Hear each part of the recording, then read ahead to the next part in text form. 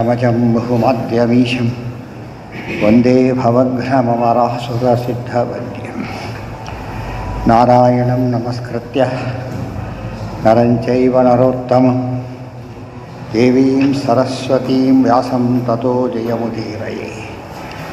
श्रीगुरुभ्यो नमः। हरिः ओम्.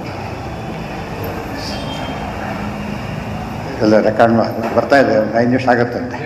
ಅದೇ ಸದಾಗಮೈಕವಿಜ್ಞೇಯಂ ಸಮತೀತಕ್ಷರಾಕ್ಷರಂ ನಾರಾಯಣಂ ಸದಾ ವಂದೇ ನಿರ್ದೋಷಾಶೇಷಸದ್ಗುಣಂ ವಿಶೇಷಣಾನಿ ಯಾನೀಹ ಕಥಿತಾನಿ ಸದುಕ್ತಿಭಿಃ ಸಾಧಯಿಷ್ಯಾಮಿ ತಾನ್ಯೇವ ಕ್ರಮಾತ್ ಸಜ್ಜನ ಸಂವಿದೇ.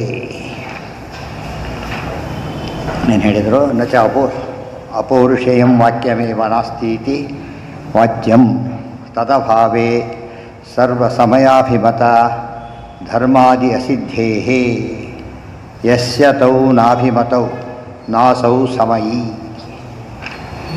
ಸಮಯ ಪ್ರಯೋಜನಾಭಾವಾತ್ ನ ಚ ತೇನ ಲೋಕೋಪಕಾರಃ ಧರ್ಮಾದಿ ಅಭಾವಜ್ಞಾನೇ ಪರಸ್ಪರ ಹಿಂಸಾದಿನಾ ಅಪಕಾರಸ್ಯೈವ ಪ್ರಾಪ್ತೇಃ ನ ಚ ಉಪಕಾರೇಣ ತಸ್ಯ ಪ್ರಯೋಜನಂ, ಅವನಿಗೂ ಪ್ರಯೋಜನ ಇಲ್ಲ, ಇವರಿಗೂ ಪ್ರಯೋಜನ ಇಲ್ಲ. ಅದೃಷ್ಟಾಭಾವ, ದುಷ್ಟ ಪ್ರಯೋಜನ ಇಲ್ಲ, ಅದೃಷ್ಟ ನಿರೂಪೇ ಇಲ್ಲ. ಅದೃಷ್ಟ ನಾವು ಹೇಳ್ಬೇಕಾದ್ರೆ ಅವನೇ ಹೇಳ್ತಾನೆ ಅದೃಷ್ಟ ಇಲ್ಲ ಅಂಥೇಳಿ. ಅಥೋ ಧರ್ಮಾದ್ಯಭಾವಂ ವದತ ಸ್ವಸಮಯಸ್ಯ ಅನರ್ಥಕ್ಯಂ ಅಂಗೀಕೃತಮೇವ ಇತಿ ನಾ ಅಸೌ ಸಮಯೀ. ಆದ್ದರಿಂದ ಇವನೇನಲ್ಲ, ಸಮಯಿ ಅಲ್ಲ ಅಂಥೇಳಿ. ಆಮೇಲೆ ಇಲ್ಲ ಪೌರುಷೇಯ ವಾಕ್ಯ ಆಯ್ತು ಒಪ್ಪೋಣ, ಧರ್ಮ ಒಪ್ಪೋಣ. ಫಸ್ಟ್ ಧರ್ಮ ಒಪ್ಪೋದಿಲ್ಲ ಅನ್ನೋ ಕೇಸ್ ಮುಗೀತು. ಇನ್ನು ಒಪ್ತೇವೆ, ಅದರ ಸಿದ್ಧಿಗೆ ಏನು ಬೇಕಿಲ್ಲ, ಅಪೌರುಷೇಯ ವಾಕ್ಯ ಬೇಕಿಲ್ಲ. ಏನು ಸಾಕು? ಪೌರುಷೇಯ ವಾಕ್ಯ ಸಾಕು ಅಂತ ಹೇಳಿದರೆ ಅದು ಸರಿಯಲ್ಲ. ನಚ ಪೌರುಷೇಣ ವಾಕ್ಯೇನ ತತ್ಸಿದ್ಧಿ, ಪೌರುಷೇಯ ವಾಕ್ಯದಿಂದ ಅದು ಸಿದ್ಧಿ, ಅದು ಅಂದರೆ ಧರ್ಮಾದಿಗಳ ಸಿದ್ಧಿ ಆಗೋದಿಲ್ಲ. ಅಜ್ಞಾನ ವಿಪ್ರಲಂಭಯೋ ಪ್ರಾಪ್ತೇ, ಅವನು ಗೊತ್ತಿಲ್ಲದೆ ಹೇಳಿರ್ಬೋದು, ಗೊತ್ತಿದ್ದು ಮೋಸ ಮಾಡಲಿಕ್ಕೆ ಹೇಳಿರ್ಬೋದು. ಆದ್ದರಿಂದ ಅವ್ರ ಮಾತನ್ನು ನಂಬಲಿಕ್ಕಾಗೋದಿಲ್ಲ. ನಚ ತದರ್ಥತ್ವೇನ ಸರ್ವಜ್ಞ ಕಲ್ಪೇತ. ನಮ್ಮ ಆಚಾರ್ಯ ಬಗ್ಗೆ ಹಾಗೆಲ್ಲ ಹೇಳಬಾರ್ದು, ಸರ್ವಜ್ಞರು ಅಂತ ಹೇಳೋದಾದರೆ ಅದು ಆಧಾರ ಎಲ್ಲಿದೆ ಅಂತ ಪ್ರಶ್ನೆ. ನಿನಗೆ ಗೊತ್ತಾಗುತ್ತೆ ಸರ್ವಜ್ಞ ಅಂಥೇಳಿ? ಇಲ್ಲ. ಯಾಕೆ ನೀನು ಸರ್ವಜ್ಞ ಅಲ್ಲೇ ಹೋಗ್ಬೇಕು, ಮತ್ತು ನಿನಗೆ ಆಚಾರ್ಯ ಆಗ್ತದೆ. ನೀನೇ ಸರ್ವಜ್ಞನಾಗೋದಾದರೆ ಆಚಾರ್ಯ ಬೇಕಿಲ್ಲ. ಅವನ ಮಾತು ನಂಬರ್ರೆ ಅವ್ನು ಮೋಸ ಮಾಡ್ಬೋದು. ಇಲ್ಲ ನಾವು ಹಾಗೆಲ್ಲ ಭಾರಿ ದೊಡ್ಡವನು ಪ್ರಾಮಾಣಿಕ ಅಂತ 1000 ಹೇಳಿದ್ರು ಕೂಡ ಉಳಿದವ್ರಿಗೆ ಗೊತ್ತಾಗಬೇಕಲ್ಲ. ಅದು ನಿನಗೆ ಗೊತ್ತಿರ್ಬೋದು, ಉಳಿದವ್ರಿಗೆ ಗೊತ್ತಾಗಲ್ಲ. ಅದೆಲ್ಲ ಇದು ಮಾಡೋಕ್ಕೆ ಬರೋದಿಲ್ಲ. ಅದನ್ನು ಕಲ್ಪೇತ ಅನ್ಯತ್ರ ಅದೃಷ್ಟಸ್ಯ ಸರ್ವಜ್ಞತ್ಯಸ್ಯ ಕಲ್ಪನಂ ತಸ್ಯ ಅವಿಪ್ರಂಬಕತ್ವ ಕಲ್ಪನಂ ತಸ್ಯ ತತ್ಕೃತತ್ವ ಕಲ್ಪನಂಚೇತಿ ಕಲ್ಪನಾ ಗೌರವ ಪ್ರಾಪ್ತೇ. ಮೊದಲು ಸರ್ವಜ್ಞ ಅಂಥೇಳಿ ಅನ್ಕೋಬೇಕು. ಸರ್ವಜ್ಞ ಒಬ್ಬನು ಇಲ್ಲೇ ಇಲ್ಲ ಜಗತ್ತಿನೊಳಗೆ, ನಾವು ಕಂಡಾಗ ಯಾರೂ ಇಲ್ಲ. ಇವನಿಗಿದೆ ಅಂತ ಹೇಗೆ ಹೇಳೋದು ನೀವಂತೆ ಅಂತ ಪ್ರಶ್ನೆ ಬಂತು. ಇಲ್ಲ, ಕಲ್ಪನೆ ಮಾಡ್ತೀನಿ ಅಂತ ಮಾಡ್ಕೊ. ಹಾಗಿದ್ದರೆ ತಸ್ಯ ಕಲ್ಪನು ತಸ್ಯ ಅವಿಪ್ರಂಬಕತ್ವ ಕಲ್ಪನಂ, ಅವನು ಮೋಸಗಾರ ಅಲ್ಲ ಅಂತ ಪ್ರೂವ್ ಆಗಬೇಕು. ಮೊದಲು ಅಜ್ಞಾನ ಬಂದಿತ್ತಲ್ಲ, ಅಜ್ಞಾನ ಎಲ್ಲ ಸರ್ವಜ್ಞ, ಮೋಸಗಾರ ಅಲ್ಲ, ಅದೊಂದು ಕಲ್ಪನೆ ಮಾಡಬೇಕು. ಆಮೇಲೆ ಹೋಗಲಿ, ಆ ಪುಸ್ತಕ ಅವನೇ ಬರೆದಿದ್ದು ಏನು ಗ್ಯಾರಂಟಿ? ಯಾರೋ ಬರೆದು ಅವನ ಹೆಸರು ಹಾಕ್ಕೊಂಡಿರ್ಬೋದು, ಅಥವಾ ಇವ್ರ ಬಗ್ಗೆ ಇನ್ನೊಬ್ಬರ ಹೆಸರು ಹಾಕ್ಕೋಬೋದು. ಏನು ಆಧಾರ ಇದೆ? ತಸ್ಯ ತತ್ಕೃತತ್ವ ಕಲ್ಪನಂಚೇತಿ ಕಲ್ಪನಾ ಗೌರವ ಪ್ರಾಪ್ತೇ.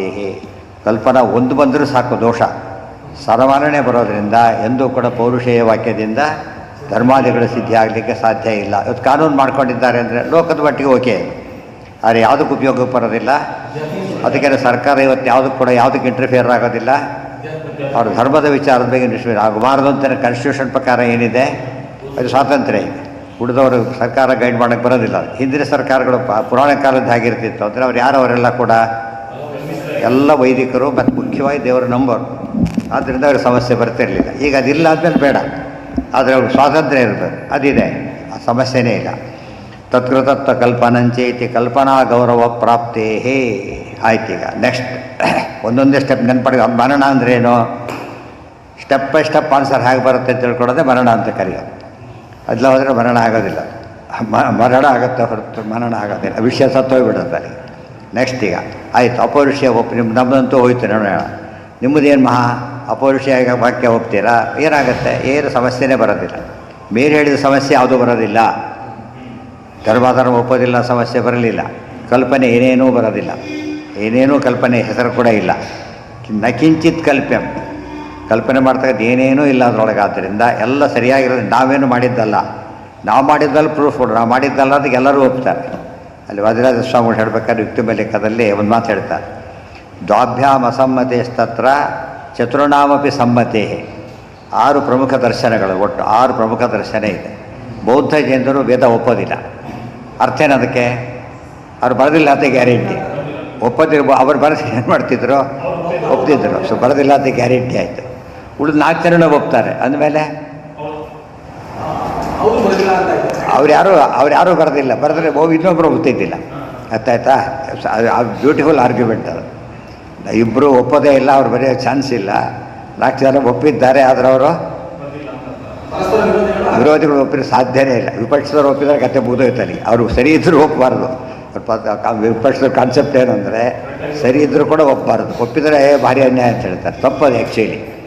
ವಿಪಕ್ಷ ಸರಿಯಾಗಿರೋ ಒಪ್ಪಿಟ್ಬಿಟ್ರೆ ಸರ್ಕಾರ ಸ್ಮೂತಾಗಿ ನಡೆಯುತ್ತೆ. ಆ್ಯಕ್ಚುಲಿ ಪ್ರೊಟೆಸ್ಟ್ ಮಾಡೋದು, ಎಲ್ಲದಕ್ಕೂ ಪ್ರೊಟೆಸ್ಟ್ ಮಾಡ್ತಿದ್ರೆ ಜನಕ್ಕೆ ನಮಗೆ ತಮಾಷೆ ಅನಿಸ್ಬಿಡುತ್ತೆ. ಹಾಗೆ ಮಾಡಬಾರ್ದು. ಎಲ್ಲದನ್ನು ಒಪ್ಪೋದು ಬೇಡ, ಎಲ್ಲದನ್ನು ಇದು ಮಾಡೋದು ಬೇಡ. ಆನ್ ಬೇಸಿಸ್ ಆಫ್ ಮೆರಿಟ್ ಅದು ಮಾಡಿದರೆ ವಂಡರ್ಫುಲ್ ಆಗುತ್ತೆ. ಪ್ರಜಾಪ್ರಭುತ್ವ ಮೀನಿಂಗ್ ಇರೋದು. ಎಲ್ಲದಕ್ಕೂ ಅಪೋಸ್ ಮಾಡೋದಾದರೆ ಒಳ್ಳೆ ಕೆಲಸ ಮಾಡೋಕ್ಕಾಗೋದಿಲ್ಲ. ಆಮೇಲೆ ಮಾಡಬಾರ್ದು. ಹಾಂ, ಇನ್ನೂ ಬಂದಿಲ್ಲ. ಇನ್ನು ಯಾವ್ದು ಹೇಳಿ, ನಿಮ್ಮ ಪ್ರಶ್ನೆ ಯಾವ್ದು ಹೇಳಿ? ಹಾಂ, ಹೌದು, ಅದೇ ಬರುತ್ತೆ. ಎಲ್ಲ ಹೇಳ್ತಾರೆ, ಯೋಚನೆ ಮಾಡಬೇಡಿ. ಅದೇ ಬರುತ್ತೆ. ಈಗ ಇದು ಯಾವ ಪ್ರಶ್ನೆನೂ ಬಿಡೋದಿಲ್ಲ. ಫಸ್ಟ್ ಬೇರೆ ಎಲ್ಲ ಮತ್ತವರುಗಳು ಆಚಾರ್ಯ ಮೊದಲು ಹೇಳಬೇಕಾದ್ದು ವೇದ ಒಪ್ಪೋರಿಗೆಲ್ಲ ಹೇಗೆ ಅಪೋಸಿಷನ್ ಪ್ರೂವ್ ಮಾಡಬೇಕು ಅಂತ ಹೇಳ್ಕೊಟ್ಟಿದ್ದಾರೆ. ಗೊತ್ತಾಯ್ತಾ? ಅದನ್ನು ರುದ್ವರು ಯಾರೂ ಮಾಡಿದರೆ ಅಸ್ಯೂಮ್ ಮಾಡ್ಕೊಂಡ್ಬಿಟ್ರು ಅಷ್ಟೇ. ಅವರೆಲ್ಲ ಎಲ್ಲ ಒಪ್ಪಿದರೆ ಒಪ್ಕೊಂಡು ಹೋಗೋಣ ಅಂತ ಅಷ್ಟೇ ಹೊರತು ಪ್ರೂವ್ ಮಾಡಲಿಲ್ಲ. ನೀವು ಹೇಳಿದಾಗ ನಮಗೆ ಸಮಸ್ಯೆ ಬಂದರೆ ಏನು ಮಾಡಬೇಕೀಗ ಅಂತ ಪ್ರಶ್ನೆ, ಅದಕ್ಕೆ ಉತ್ತರ ಕೊಡ್ತಾರೆ. ಇದು ಸರಿಯಾಗಿ ಅರ್ಥ ಮಾಡಿಕೊಂಡ್ರೆ ಇದು ವೇದಾಪೌರುಷತ್ವ ಅಂಬುದು ದೊಡ್ಡ ಇದು. ಅದು ಕಾನ್ಸ್ಟಿಟ್ಯೂಷನ್ ಎಲ್ಲರೂ ಒಪ್ಪಲೇಬೇಕು. ಅದೇ ಅಪೌರುಷ ಏನಲ್ಲ ಅದು. ಗೊತ್ತಾಯ್ತು? ಮ್ಯಾನ್ಯುವಲ್ ಎಲ್ಲರೂ ಒಪ್ಪಿ ಮಾಡಿರೋ ಗೊತ್ತಾ? ಎಲ್ಲರೂ ಒಪ್ಪಿದಾಗ ಏನಾಯ್ತದೋ ಅದು ಪ್ರಮಾಣನೇ. ಆ ರೀತಿ ಎಲ್ಲ ಒಪ್ಪಿದ ಮತ್ತೆ ಅದು ಯೋಚನೆ ಇಲ್ಲ. ಎಲ್ಲ ಮತ್ತೆ ಒಂದು ಇಲ್ಲೇ ಇಲ್ಲ. ಎಲ್ಲ ಒಪ್ಪಿರೋ ಮತ್ತೆ ಇಲ್ಲೇ ಇಲ್ಲ. ಒಂದು ಮತ್ತಲ್ಲೇ 100 ಕವನಗಳಿದ್ದಾಗ ಇನ್ನೆಲ್ಲ ಒಪ್ಪೋ ಪ್ರಶ್ನೆಯಲ್ಲಿ ಬರುತ್ತೆ. ಇದು ಎಲ್ಲರೂ ಒಪ್ಪಿದ ಕಾನ್ಸ್ಟಿಟ್ಯೂಷನ್ ಏನು ಪ್ರಶ್ನೆ ಇಲ್ಲ. ಗೊತ್ತಾಯ್ತಾ?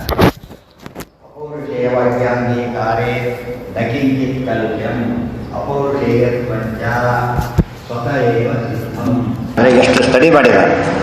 ಇವತ್ತು ನೀವು ಭಾಷೆಯಲ್ಲಿ ಕೋಟ್ ಮಾಡಿ ಎಲ್ಲೋ ಕೋಟ್ ಮಾಡಿದ್ದಲ್ಲ, ಭಾಷೆಯಲ್ಲಿ ಕೋಟ್ ಮಾಡುವ ವಾಕ್ಯನೇ ಸಿಗೋದಿಲ್ಲ. ನೀವೇನು ಮಾಡಿದ್ದೀರಿ ಹಾಗಿದ್ರೆ? ಈಗ ಅವನು ನಾನು 1 ಇರ್ಬೋದು, 2 ಇರ್ಬೋದು, 1, 2 ಇಲ್ಲ. ನಿಮ್ಗೆ ಸಿಕ್ಕಿಲ್ಲ ಅಂದರೆ ಸಿಕ್ಕಿಲ್ಲ. ಕಳ್ಳ 10 ರೂಪಾಯಿ ಕಂದ್ರೆ ಕಳ್ಳ, 100 ರೂಪಾಯಿ ಕಂದ್ರೆ ಕಳ್ಳ. ಆದ್ದರಿಂದ ಕಳ್ಳತನ ಪ್ರಶ್ನೆ ಅಲ್ಲ. ನೀವು ಅಲ್ಲ ಆದರೆ ನಮ್ಮದು ಅಲ್ಲ. ಅದು ಎಷ್ಟಿತ್ತು ಉತ್ತರ ಕೊಡ್ಬೋದು. ಇವತ್ತಿಗೂ ಕೊಡೋದಿಲ್ಲ. ನಮ್ಮ ತೆರಗಡೆ ಅಂದರೆ ನಮ್ಮ ನೋಡಿದರೆ ಮತದ ವಿಷಯ ಬಂತು, ನಿಮ್ಮ ಮನೆ ಬರ ಮಠದ ಬಂದರೆ ಮಾತ್ರ ಕೇರ್ ಮಾಡೋದು. ಮತದ ಬಂದರೆ ಆಲ್ ರೆಸ್ಪಾನ್ಸಿಬಲ್, ನೋಡಿದ ರೆಸ್ಪಾನ್ಸಿಬಲ್ ಅಂತ. ನಿಜವಾದ ತಮಾಷೆ ಅಂದರೆ ಇವತ್ತು ಸುಮಾರು 12 ಪುಸ್ತಕ ಇದೆ ಈ ಶತಮಾನದಲ್ಲಿ. 12 ಪುತ್ರ ಇಲ್ಲ, ನಮ್ಮ ಯಾರು ಉತ್ತರ ಬರೋದಿಲ್ಲ. ಅವ್ರು ಜೋರ ಬೈದು ಬರೆದಿದ್ದಾರೆ. ಅವಾಗಿನ ಕಾಲಕ್ಕೆ ಇಮ್ಮಿಡಿಯೇಟ್ ಬರೀತಿದ್ರು. ಆ ಪುಸ್ತಕ ಬರೀ ಎಷ್ಟೋ ಸತ್ತೆ ತಮಾಷೆ ಮಾಡ್ತಾರೆ. ಅಪ್ಪೈದಿಷ್ಟು ಭಾರಿ ಕಷ್ಟಪಟ್ಟು ಪುಸ್ತಕ ಬರೋದು ಬಂದಿಟ್ರಂತೆ. ಇದರ ಸ್ವಾಮಿ ಎಷ್ಟು ಯೋಗಿಗಳಂದರೆ ತಗೋ ಆನ್ಸರ್ ಜೊತೆಗೆ ಆ ಪುಸ್ತಕ ಹಾಗೆ ಓದಿದ್ದಾರೆ. ಇಲ್ಲಿಂದ ಓದಿದ್ದಾರೆ ಅವರು. ಅವರೆಲ್ಲ ಅಪ್ರೋಷ ಜ್ಞಾನಿಗಳೆಲ್ಲ ಓದಿದ್ರು. ಅವ್ರಿಗೆ ಶಾಕ್ ಆಗೋಯ್ತರಿ ಅಂತ ಹೇಳ್ಬಿಟ್ಟು ಅವ್ರಿಗೆಲ್ಲ ಏನಿದೆ ಆಶ್ಚರ್ಯ ಅಂತ ಪೂರ್ತಿ ಅವ್ರ ಪುಸ್ತಕ ಕರೆಕ್ಟಾಗಿ ಇಟ್ಕೊಂಡು ಖಂಡನೆ ಮಾಡಿ. ಅಂದರೆ ಅವ್ರ ಉದ್ದೇಶ ಏನಿರ್ತಾರೆ ಮತದ ಬಗ್ಗೆ ತೋರಿಸ್ಬೇಕಾಗಿ. ನಮ್ಮಲ್ಲಿ ಅದು ಇಲ್ಲೇ ಇಲ್ಲ. ಅದಕ್ಕೆ ಅವ್ರಿಗೆ ಮಠದ ರೆಕಾರ್ಡ್ ಉಳಿಸ್ಕೊಳಕ್ಕೆ ಹೋಗಲಿಲ್ಲ ಹೆಚ್ಚು ಜನ. ನ್ಯಾಷನಲ್ ಕೆಲಾಮಿಟಿಯಿಂದ ಹೋಯಿತು, ಅವೆಲ್ಲ ಬೇರೆ, ಮಳೆ ಗಿಡೆ ಬಂದು ಹೋಗಿದ್ದು ಬೇರೆ. ಅವ್ರು ದೊಡ್ಡ ಮಾಡ್ಕೊಳಕ್ಕೆ ಹೋಗಲಿಲ್ಲ ವಿಚಾರ. ಅದು ದೊಡ್ಡ ವಿಷಯ ಆಗಲಿಲ್ಲ ಅವರಿಗೆ. ಇವತ್ತು ಅದೊಂದೇ ದೊಡ್ಡ ವಿಷಯ ಆಗಿರೋದು. ನೀವು ಎಷ್ಟು 100 ಪುಸ್ತಕ ಬರೋದು ಕಣ್ಣೆತ್ತು ನೋಡೋದಿಲ್ಲ. ಯಾರನ್ನು ಬೇಕಂದ್ರೆ ನಿಮ್ಮನ್ನು ಹೇಳಿದ್ರೆ ದೊಡ್ಡ ಆ ಸೀರೀಸ್ ಬಂದುಬಿಡ್ತದೆ. ಆಮೇಲೆ ಏನು ನಾನ್ ಸ್ಟಾಪ್. ಮತ್ತೆ ಅಂದರೆ ಏನು ಅನಿಸುತ್ತಾಗ ನಾನು ಜನ ಮತ ಪ್ರಚಾರದ ಸಾಧ್ಯತೆ ಇಲ್ಲ. ಅವ್ರಿಗೆ ಇಂಟ್ರೆಸ್ಟೇ ಇಲ್ಲ ಅಂತ ಆಗ್ತದೆ. ಆ ಬಗ್ಗೆ ಲೀಸ್ಟ್ ಮಾತಾಡಿದ್ದಾಗ ಯಾವತ್ತು ಅಂದಂಥ ಬಸ್ಗೆ ಹೋಗ್ತಾರೆ ಅಂದ್ಬಿಡೋದು. ಇನ್ನೂ ಹೇಳಿಬಿಟ್ರೆ ಅಂದಂಥ ಬಸ್ಗೆ ಹೋಗ್ತಾರೆ ಸರ್. ನಿಮ್ಮ ಮಠ ಬೈದು ಅಂದಂಥ ಬಸ್ಗೆ ಹೋಗ್ತಾರೆ, ಸುಳ್ಳು ಕೊಡ್ಬೋದಲ್ಲ. ಅದು ಇಲ್ಲ, ಅದು ಈಗಲೇ ಆಗಬೇಕಾದ್ರೆ ನಮ್ಮ ವಿಷಯ ಬಂದಾಗ ಹಾಗೆ ನಾವು ಹಾಗೆ ಮಾಡೋದು. ಪುಣ್ಯ ಪಾಪ ಬಂದಾಗ ಆಮೇಲೆ ಇವತ್ತು ಊಟ ಇವತ್ತೇ ಆಗಬೇಕಷ್ಟೆ. ದೇವರು ಮಾಡಿಸಿದ್ದೆ ಕೊಡೋದು, ಊಟಕ್ಕೆ ಮಾತ್ರ ನಾವೇ ಮಾಡೋದು. ದೇವ್ರು ಮಾಡಿಸಿದ್ದು ಕೊಡಿ ನೋಡೋಣ ಅಂತಾಗಿದ್ದರೆ ಇಲ್ಲ. ಏಕಾದಶಿ ಮಾಡೋಕ್ಕೆ ದೇವ್ರು ಬರಬೇಕು, ಊಟ ಮಾಡೋಕ್ಕೆ ದೇವ್ರು ಬೇಕಾಗಿಲ್ಲ. ಇದೆಲ್ಲ ಅರ್ಧ ಜರತೀಯ ಅಂತೀವಲ್ಲ, ಹಾಗೆ ಅದು ಮಾಡಬಾರ್ದಾಗಲ್ಲ. ತುಂಬ ತಪ್ಪು. ಅದಕ್ಕೆ ವ್ಯಾಸರಾಜರಲ್ಲಿ ಯಾತಕ್ಕೆ ಭಾಳ ಗ್ರೇಟ್ ಆಗ್ತಾರೆ ವಾದಿರ ಅವರೆಲ್ಲ ಕೂಡ ಇಮ್ಮಿಡಿಯೇಟ್ ಅದೆಲ್ಲ ರೆಡಿ. ಅವರು ಎಷ್ಟು ಚೆನ್ನಾಗಿ ಮಾಡಿಕೊಟ್ಟಿದ್ದಾರೆ, ಭಾಳ ಆಶ್ಚರ್ಯ ಆಗುತ್ತೆ. ಇವತ್ತು ಎಷ್ಟು ಬ್ಯುಸಿಯಾಗಿದ್ದಾರೆ ಮಧ್ಯೆ ಅವರು. ಓಡಾಡೋ ಶಾಸ್ತ್ರ ಇಲ್ಲ, ಫೋನ್ ಇಲ್ಲ, ಏನೇನೇನೇನೂ ಇಲ್ಲ ಈಗಿನ ಕಾಲಕ್ಕೆ. ಅಂಥದ್ರಲ್ಲಿ ಇವತ್ತು ಅಷ್ಟು ಜನ ಸೇರು ಮಾಡೋಕ್ಕಾಗಲ್ಲ, ಒಂದು ಕೆಲಸ ಮಾಡೋಕ್ಕಾಗಲ್ಲ, ಎಲ್ಲ ಬೇಡ. ಅವ್ರು ಮಾಡಿ ಅಷ್ಟು ಕೆಲಸದಲ್ಲಿ ಒಂದು ಕೆಲಸ ಮಾಡೋಕ್ಕೂ ಆಗೋದಿಲ್ಲ. ಅದು ರಿಯಲಿ ಅವ್ರ ಕಾನ್ಸೆಪ್ಟ್ ಆಗಿತ್ತು. ಎಷ್ಟು ಹೊರಗೆ ಹೋದ್ರೆ ಸುರಕ್ಷಿತ ಮನೆ ಬರ್ತಾರೆ ಅಂತ ಗ್ಯಾರಂಟಿ. ಯಾರು ಬೇಕಾದ್ರೂ ಹೊಡಿಬೋದು, ನೋಬಡಿ. ಕೋರ್ಟು ಕಚೇರಿ ಏನಿಲ್ಲ, ಒಂದಾದ್ರೂ ಕೈ ತೊಳ್ಕೊಂಡು ಹೋಗ್ತಿರೋದು ಅಷ್ಟೇ. ಕೇಳಿದ್ರೆ ಅವನು ಹೊಡೆದು ಬಿಡ್ತಾರೆ ಇವತ್ತು ಇಮಿಡಿಯೇಟ್ಲಿ. ಅಂಥ ಕಾಲ ಇದೆ.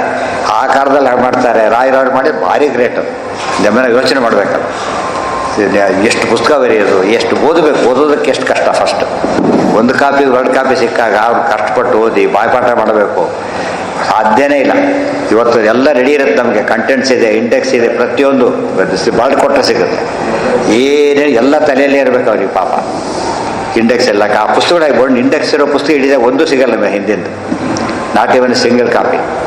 ಇಂಡೆಕ್ಸ್ ವರ್ಲ್ಡ್ ಇಂಡೆಕ್ಸ್ ಕೊಡ್ತಾರೆ, ಇಂಗ್ಲೀಷಲ್ಲಿ ಕೊಡ್ಬೇಕಾದ್ರೆ ವರ್ಲ್ಡ್ ಎಲ್ಲೇನು ಪೇಜ್ ಬಂದು ಕೊಟ್ಬಿಡ್ತಾರೆ. ಇಷ್ಟಿದ್ರೂ ಜನ ಓದಿರೋದು ಭಾಳ ಕಡಿಮೆ ಇವತ್ತು. ಅವ್ರಿಗೆ ಅವ್ರ ನಾಲೆಜ್ ಕಂಪೇರ್ ಮಾಡಿದ್ರೆ ನಾಲೆಡ್ಜ್ ಏನೇನೂ ಅಲ್ಲ. ಎವ್ರಿಥಿಂಗ್ ಅವ್ರ ಬಾಯಲ್ಲಿ ಇರ್ತೈತೆ. ವಿಂಶಲ್ಲಕ್ಷಣತೋ ಅನೂನಃ ಏನೋ ಇಲ್ಲ, ಬ್ರೈನ್ ಕೆಪಾಸಿಟಿ ಅನ್ನೋದಕ್ಕಿಂತ ಕಮಿಟ್ಮೆಂಟ್ ಇಲ್ಲ. ಆಮೇಲೆ ಫಸ್ಟ್ ಕಮಿಟ್ಮೆಂಟ್ ಹೋಯಿತು, ಆಮೇಲೆ ಬ್ರೈನ್ ಯಾವಾಗ ನಾವು ಯಾವ್ದಕ್ಕೆ ಮಾಡ್ತೀವಿ, ನಮ್ಮ ಬಿಟ್ಟ ಮೇಲೆ ತಾನೇ ಹೋಗೋದು. 4 ದಿವಸ ನೋಡದೆ ಹೋದ್ರೆ ಪುಸ್ತಕ ಹೋಗುತ್ತೆ ಅಂತ ತಿಳ್ಕೊಬೋದು. 4 ದಿವಸ ನೋಡಲಿಲ್ಲ ಮತ್ತೆ ಮೊದಲು ತಪ್ಪಾಯ್ತಲ್ಲ. ಆ ಕಮಿಟ್ಮೆಂಟ್ ಕಡಿಮೆ ಆಗ್ತಾ ಬರುತ್ತೆ. ಎಕ್ಸೆಪ್ಷನ್ಸ್ ಇದ್ದಾರೆ, ಇಲ್ಲ ಅಂತಲ್ಲ, ಬಟ್ ಅದು ನೆಗ್ಲಿಜಿಬಲ್. ಬಟ್ ಅವ್ರು ಇರೋರು ಯಾರೂ ಇದಲ್ಲ ಸಮಾಜದಲ್ಲಿ, ಅವ್ರ ಮಾತಿಗೇನು ಬೆಲೆ ಇರೋದಿಲ್ಲ ಅಷ್ಟೇ. ಅವ್ರ ಕಮಿಟ್ಮೆಂಟ್ ಅವ್ರಿಗೆ ಇರುತ್ತೆ. ಎಷ್ಟೋ ಜನ ಪಾಪ ಏನು ಓದಿರೋರು ಬರ್ತಾರೆ, ಸಂಸ್ಕೃತಿ ಏನೂ ಬರೋದಿಲ್ಲ, ಎಂತೆಂಥ ಒಳ್ಳೆ ಪ್ರಶ್ನೆ ಕೇಳ್ತಾರೆ ಅಂದರೆ ಆಶ್ಚರ್ಯ ಆಗಿಬಿಡುತ್ತೆ. ಗೊತ್ತಾಯ್ತು ಅಂದರೆ ಅವ್ರ ಉದ್ದೇಶ ತಿಳ್ಕೊಬೇಕು ಅಂತ ಹೇಳ್ಬಿಟ್ಟು ನಾವು ಬೈದು ಬಿಡೋದೆ. ನೀವು ಸಂಸ್ಕೃತ ಓದಿಲ್ಲ, ನೀವು ಸಂಸ್ಕೃತ ಬೇಕಾ ಅದಕ್ಕೆ? ಅವ್ರು ಪೇಷಂಟ್ ಬರ್ತಾನೆ, ಮೆಡಿಕಲ್ ಓದಿಲ್ಲ ಬರಬೇಡ ಅಂತ ಕೇಳಿದ್ರೆ ಮೆಡಿಕಲ್ ಇವನ್ಯಾಕೆ ಬರ್ತದೆ, ಮೆಡಿಕಲ್ ಓದಿದ್ರೆ. ಅದು ಓದಿಲ್ಲ ಅಂತಲೇ ಬಂದಿರೋದು. ನೀವು ಮೆಡಿಕಲ್ ಓದ್ಕೊಂಡು ಬಂದು ಟ್ರೀಟ್ಮೆಂಟ್ ಕೊಡ್ತೀನಿ ಅಂದರೆ ಅಷ್ಟು ಸತ್ತೇ ಹೋಗಿರ್ತಾರೆ. ಆರ್ಗ್ಯುಮೆಂಟ್ ಸರಿ ಇಲ್ಲ ಅವೆಲ್ಲ. ಯಾವುದನ್ನ ಹೌದು ಅವನೇನು ಪ್ರಶ್ನೆಗೆ ಅದೇ ರೀತಿಯಲ್ಲೇ ಖಂಡನೆ ಮಾಡಬೇಕು. ಅವನು ಒಪ್ಪು ಆರ್ಗ್ಯುಮೆಂಟ್ ಕೊಡಬೇಕು. ಅವನು ಪ್ರತ್ಯಕ್ಷ ಒಪ್ತೀಯ, ಅಪ್ರತ್ಯಕ್ಷ ಆಗಮ ಒಪ್ತೀಯ, ಆಗಮ ಒಪ್ಪೋದೆಲ್ಲ ಕೊಡ್ಲಿಕ್ಕೆ ಹೋಗ್ಬಾರ್ದಾಗ ಒಪ್ಪಿಸ್ಬೇಕು, ಆಮೇಲೆ ಹೇಳಬೇಕು. ಮೊದಲೇ ಹೇಳಿದ್ರೆ ಒಪ್ಪೋದಿಲ್ಲ ಅಂತ ಹೇಳ್ಬಿಟ್ಟಿದ್ದೇನೆ ಅಂತ ಹೇಳ್ತಾನೆ, ಅವನೇ ಹೇಳ್ಬೇಕು ಒಪ್ಪೋದಿಲ್ಲ ಅದನ್ನು. ಹೌದು, ಈ ಡಾಕ್ಯುಮೆಂಟಲ್ಲಿ ಆರ್ಗ್ಯುಮೆಂಟ್ ಮಾಡಿಕೊಂಡು ಮೊದಲು ಮಾರ್ಕ್ ಮಾಡ್ತಾನೆ. ಮಾರ್ಕ್ ಮಾಡಿದ್ರೆ ಅಬ್ಜೆಕ್ಟ್ ಮಾಡ್ತಾನೆ ಫಸ್ಟ್, ಮಾರ್ಕ್ ಮಾಡಬಾರ್ದು ಅಂತೇಳಿ. ಅವಾಗ ಡಾಕ್ಯುಮೆಂಟ್ ಆಗೋದಿಲ್ಲ ಅದು. ಗೊತ್ತಾಯ್ತಾ? ಮಾಡಿದ ಮೇಲೆ ಒಪ್ಪಕ್ಕಾಗುತ್ತೆ. ಮಾರ್ಕ್ ಅಂದ್ರೆ ಅರ್ಥ ಏನು? ಡಾಕ್ಯುಮೆಂಟಿಂದ ಒಪ್ಕೊಂಡ ಅಂತ ಅರ್ಥ. ಗೊತ್ತಾಯ್ತಾ? ಅವ್ರು ಒಪ್ಪೋದಿಲ್ಲ ಅಂದರೆ ಅದು ಮುಂದೆ ಕೋಟ್ ಮಾಡೋಂಗಿಲ್ಲ. ಅದು ಗೊತ್ತಾಯ್ತಾ? ಅದನ್ನ ಪ್ರೂವ್ ಮಾಡೋಕೆ. ಆಮೇಲೆ ಇವ್ನು ಒಪ್ಕೊಂಡ್ಮೇಲೆ ಮತ್ತೆ ಇಲ್ಲ ಅಂತ ಹೇಳಬಾರ್ದು, ಒಪ್ಕೊಂಡು ಆಗಿಬಿಟ್ಟಿದೆ. ಅವ್ರು ಹೇಳೇ ಕೇಳಿದ್ರೆ ಮಾರ್ಕ್ ಮಾಡ್ಬೋದಾ? ಮಾಡ್ಬೋದು. ಆ ರೀತಿ ಅದಕ್ಕೆ ಗೊತ್ತಾಗೋದು. ಗೀತಾದಿಂದನೇ ಪ್ರೂವ್ ಮಾಡಬೇಕು. ಗೀತಾ ಬಿಟ್ಟು ಬೇರೆ ಕೋಟ್ ಮಾಡಬಾರ್ದು. ಖಂಡನೆ ಮಾಡೋ ಗೀತೆಯಿಂದಲೇ ಖಂಡನೆ ಮಾಡಬೇಕು. ಇಲ್ಲ ಎನಿಥಿಂಗ್ ವ್ಯಾಲಿಡ್ ಅಂತ ಅದನ್ನೆಲ್ಲೂ ಏನು ಬೇಕಾದ್ರೂ ಕೋಟ್ ಮಾಡ್ಬೋದು. ಈಗ ಇನ್ನೊಂದು ಉತ್ತರ ಬಂತೀಗ. ವೇದ ದೃಷ್ಟಿ, ಇದು ಈ ವಿಷಯ ಕೊನೆ. ಈಗ ವೇದ ದೃಷ್ಟೂಣ ಮುಕ್ತ ಗುಣವತ್ವಾಚ್ಯ ತೇಷಾಂ ಮುಕ್ತಂಚ ಬ್ರಹ್ಮಾಂಡೇ. ಇನ್ನೊಂದಿದೆ, ವೇದ ಹೇಳ್ತಕ್ಕಂಥವನು ತಾನು ಕಂಡಿದ್ದೇನೆ ಅಂತ ಹೇಳೋನು ಏನು ಮಾಡಬೇಕು ಅಂತ ಬರೀ ಇದು ತೋರಿಸೋದು ಅಷ್ಟೇ ಅಲ್ಲ, ಅದು ಮೀನಿಂಗ್ ಈಕ್ವಲ್ ಪ್ಯಾರಲ್ ಕೊಡೋದು ಅಷ್ಟೇ ಅಲ್ಲ, ನೋಡೋದಕ್ಕೆ ಹೀಗಿರ್ತಾನೆ ಅಂತ ಲಕ್ಷಣ ಇದೆ ಅವನಿಗೆ. ಪೊಲೀಸ್ ಅಂದರೆ ಒಂದು ಲಕ್ಷಣ ಇಲ್ಲ, ಒಂದು ಲಕ್ಷಣ ಹೇಗಿದೆಯೋ ಹಾಗೆ ಲಕ್ಷಣ ಇದೆ. ವೇದ ದೃಷ್ಟೂಣ ಮುಕ್ತ ಗುಣವತ್ವಾಚ್ಯ ತೇಷಾಂ. ಹೀಗೆ ವೇದ ದೃಷ್ಟು ಅಂತ ಅವನು ಹೇಳ್ಕೊತಾನೆ, ಅವನು ಇಂಥ ಗುಣಗಳನ್ನು ಹೊಂದಿರ್ತಾನೆ, ಅವನು ಹೀಗಿರ್ತಾನೆ ಅಂತ ಅರ್ಥ. ನಮ್ಮ ಯೂನಿಫಾರ್ಮ್ ಅರ್ಥ ಆಗುತ್ತಲ್ಲ, ಅವನು ಫಿಸಿಕಲ್ಲೇ ಹೀಗಿರ್ತಾನೆ, ಅವನ ಸಾಮುದ್ರಿಕ ಶಾಸ್ತ್ರ ಪ್ರಕಾರ ಅವನು ಹೀಗಿರ್ತಾನೆ ಅಂತ ಅರ್ಥ ಕೋಟ್ ಮಾಡ್ತಾರೆ. ಉಕ್ತಂಚ ಬ್ರಹ್ಮಾಂಡೇ ವಿಂಶಲ್ಲಕ್ಷಣತೋ ಅನೂನಃ ತಪಸ್ವಿ ಬಹುವೇದವಿತ್ ವೇದ ಇತ್ಯೇವ ಯಂ ಪಶ್ಯೇತ್ ಸವೇದೋ ಜ್ಞಾನದರ್ಶನಾತ್ ಇತಿ ಬ್ರಹ್ಮಾಂಡ ಪುರಾಣದ ಹೇಳಿದ್ದಾರೆ. ವಿಂಶಲ್ಲಕ್ಷಣತೋ ಅನೂನಃ. 2 ಲಕ್ಷಣಗಳಿಟ್ಟು ಒಟ್ಟೆಷ್ಟಿರೋದು 32. ಅದರಲ್ಲಿ ಕನಿಷ್ಠ 20 ಲಕ್ಷಣ ಇರಬೇಕು ಅವನಿಗೆ. ಅದಕ್ಕಿಂತ ಕಡಿಮೆ ಇದ್ರೆ ಸುಳ್ಳು ಹೇಳ್ತಾನೆ ಅಂತಲೇ ಅರ್ಥ. ಅರ್ಥ ಆಯ್ತಾ? ಇವತ್ತು ಎಲ್ಲ ರೇಡ್ ಮಾಡೋಕ್ಕೆ ಬರ್ತಾರಲ್ಲ, ಐಡೆಂಟಿಟಿ ತೋರಿಸ್ಬೇಕು ಅವರು. ಕೆಳಗೆ ಇವನೇ ಬ್ರೇಕ್ ಮಾಡ್ಬೋದು, ನೀವು ಯಾರು ಕೆಳೋದಕ್ಕೆ ಅಂತ ಹೇಳಿಬಿಟ್ಟು ಅವ್ನು ತೋರಿಸ್ಬಿಟ್ಟು ಆಮೇಲೆ ಎಂಟರ್ ಆಗಬೇಕು. ಹೊರತು ಹಾಗೆ ಹೋಗ್ಲಿಕ್ಕೆ ಬರೋದಿಲ್ಲ. ಏನ ಏನ ಹಾಂ ಏನ ಹಾಂ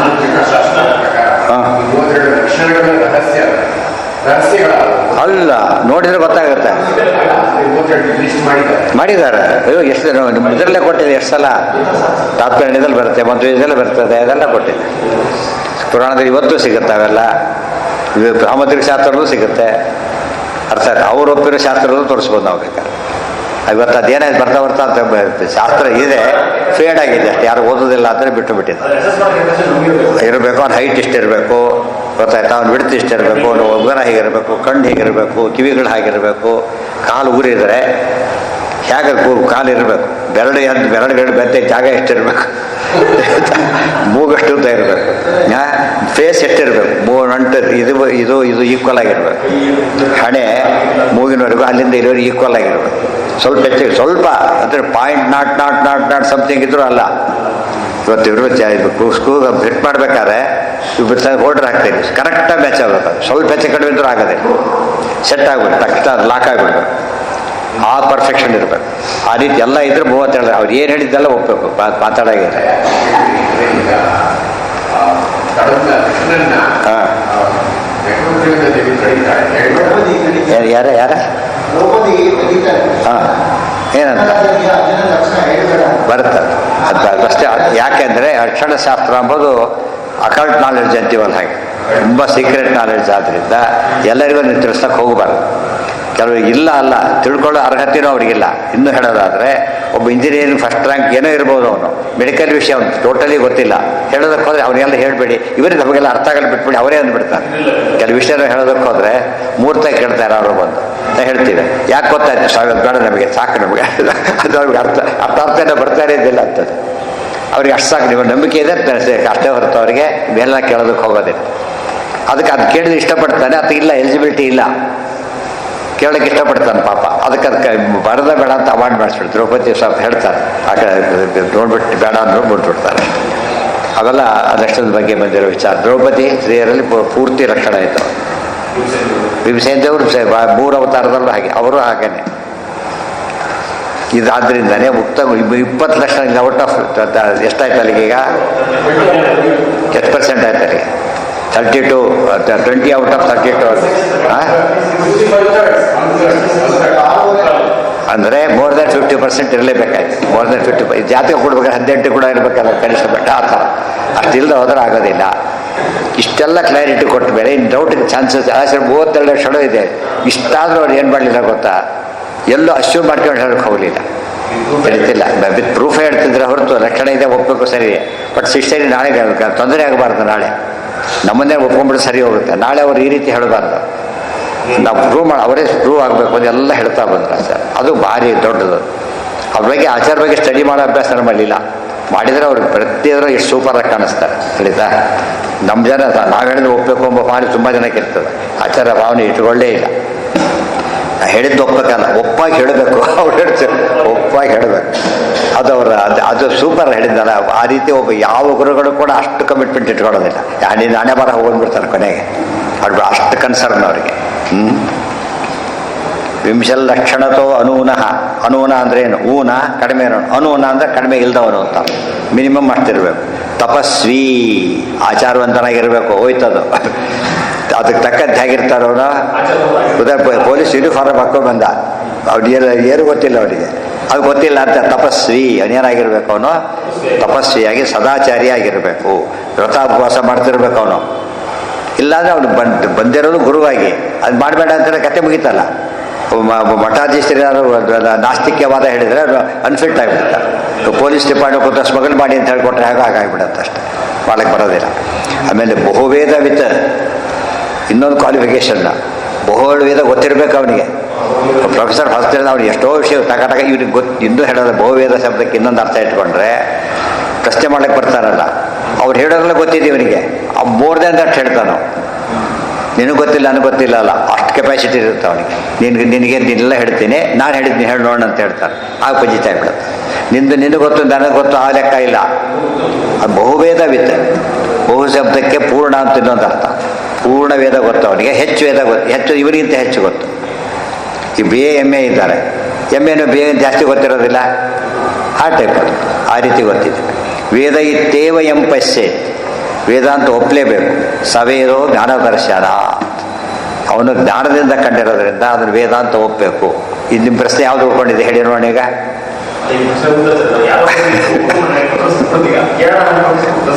ಎಲ್ಲ ಇದೆ, ಅದು ಒಂದು ಬಿಟ್ಟಿದೆ. ಇದು ಆಚಾರ ಬರವಣಿಗೆ ವಯಸ್ಸು. ಇಷ್ಟೆಲ್ಲ ಇಷ್ಟು ಕಾಲ ಓದದೆ ಹೋದರೆ ವೇದ ಪ್ರಶ್ನೆ ಹೇಳಕ್ಕೆ ಬರೋದಿಲ್ಲ. ತುಂಬ ಜನ ಏನು ಮಾಡಿದ್ರು ಅದನ್ನು ಕೈ ಬಿಟ್ಟು ಹಾಕಿಬಿಡಿ. ಭಾಳ ತಪ್ಪು ಮಾಡಿ ಮುಂದೆ ಅದು ಬರಲೇ ಇಲ್ಲ. ಎಲ್ಲೆಲ್ಲೋ ಡಿವೇಟ್ ಆಗುತ್ತೆ ಶಾಸ್ತ್ರ ಹೇಳಬೇಕಾದ್ರೆ. ಇದು ಎಲ್ಲರಿಗೂ ಒಂದು ಸರ್ತಿ ಹೇಳಿಬಿಟ್ರೆ ಯಾವ ಗ್ರಂಥ ನಂಬಬೇಕು, ಯಾವ ಗ್ರಂಥ ನಂಬಾರ್ದು, ಯಾರನ್ನು ನಂಬಬೇಕು, ಯಾರನ್ನು ನಂಬಬಾರ್ದು ಎಲ್ಲ ಕ್ಲಿಯರಾಗಿ ಗೊತ್ತಾಗ್ಬಿಡುತ್ತೆ.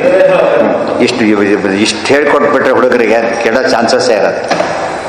ಯಾರು ಒಳ್ಳೆ ಒಂದು ಕರೆಕ್ಟ್ ಟ್ರ್ಯಾಕ್ ಸಿಗುತ್ತೆ, ಹೇಗೆ ಮಾತಾಡಬೇಕು, ಏನು ಕೇಳಬೇಕು, ಪ್ರಶ್ನೆಗಳೆಲ್ಲ ಮಾಡೋದೇ ಇಲ್ಲ. ಅದೇ ಕಷ್ಟ ಆಗೋದು. ಅಲ್ಲಿಗೆ ನಾಳೆ ದಿವಸ ಮುಂದಿನ ಪಾಠ ಆ ವಿಷಯ ಮುಗಿತು. ವೇದ ಪರಿಷತ್ತು ಮುಂದಿನ ವಿಷಯ ಶುರುವಾಗ್ತದೆ.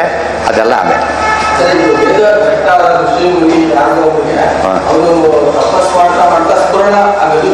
ಆಗಲಿ. ಅವನು ವರ್ಲ್ಡಿಂಗ್ಸ್ ಬರುತ್ತೆ ಅವನಿಗೆ ಶ್ಲೋಕ ಬರೋದಿಲ್ಲ.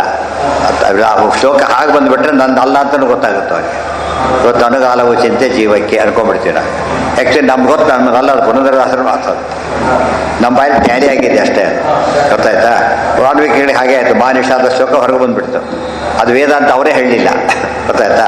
ತಮ್ಮ ಕಂಪೋಸಿಷನ್ನೇ ಬಟ್ ಬರ್ತಾ ಹಾಗೆ ಬಂತು. ವೇದಾಂತ ಬರಲಿಲ್ಲ. ಅದು ವರ್ಲ್ಡಿಂಗ್ಸ್ ತಮ್ಮದಂತ ಅನುಭವಕ್ಕೆ ಬಂದಿದೆ, ಬಟ್ ಸ್ಫೂರ್ತಿಯಿಂದ ಬಂದಿರೋದು. ಅದು ವೇದ ಅಲ್ಲ, ಅನುಗ್ರಹ ಅಷ್ಟೇ ಹೊರತು ಇದಲ್ಲ. ಸೇಮ್ ವರ್ಲ್ಡಿಂಗ್ಸ್ ಬಂದರೆ ಮಾತ್ರ ಆಗೋದು, ಇಲ್ದರ ಆಗೋದು. ಸೇಮ್ ಮತ್ತು ಗೊತ್ತು ನನ್ನ ವರ್ಲ್ಡಿಂಗ್ಸ್ ಅಲ್ಲ ಅದು. Some don't know the meaning of it also. ಎಲ್ಲೋ ಆ ಸ್ಥಿತಿ ಬಂದುಬಿಡ್ತದೆ. ಅವಾಗ ಅದು ಕರೆಕ್ಟ್ ಆಗುತ್ತೆ.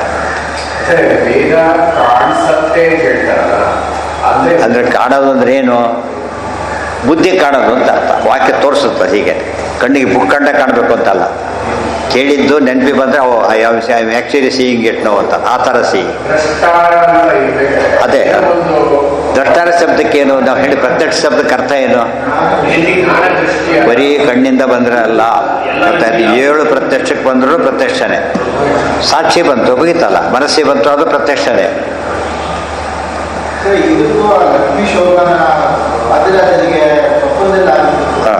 ಸ್ವಪ್ನ ಬೇರೆ ಅಲ್ಲ. ಸ್ವಪ್ನದಲ್ಲಿ ಬಂದಾಗ ಎರಡು ರೀತಿ ಬರ್ಬೋದು. ವರ್ಲ್ಡಿಂಗ್ಸು ಬರ್ಬೋದು. ಬರ್ಬೇಕಾದ್ರೆ ಬಂದ ವೇದಾಂತ ಬರೋದಿಲ್ಲ. ಅದು ವೇದಾಂತ ಬಂದರೆ ವೇದಾಂತನೇ ಹೇಳ್ತಾರೆ. ವೇದಾಂತ ಬಂದಿಲ್ಲ ಆದ್ದರಿಂದ ವೇದ ಅಲ್ಲ. ವ್ಯಾಲಿಡ್ ಅಂತ ಹೇಳಿ ವಿರೋಧ ಇಲ್ಲ. ವ್ಯಾಲಿಡ್ ಒಪ್ಪಲೇಬೇಕು. ಅದು ಬೇರೆ.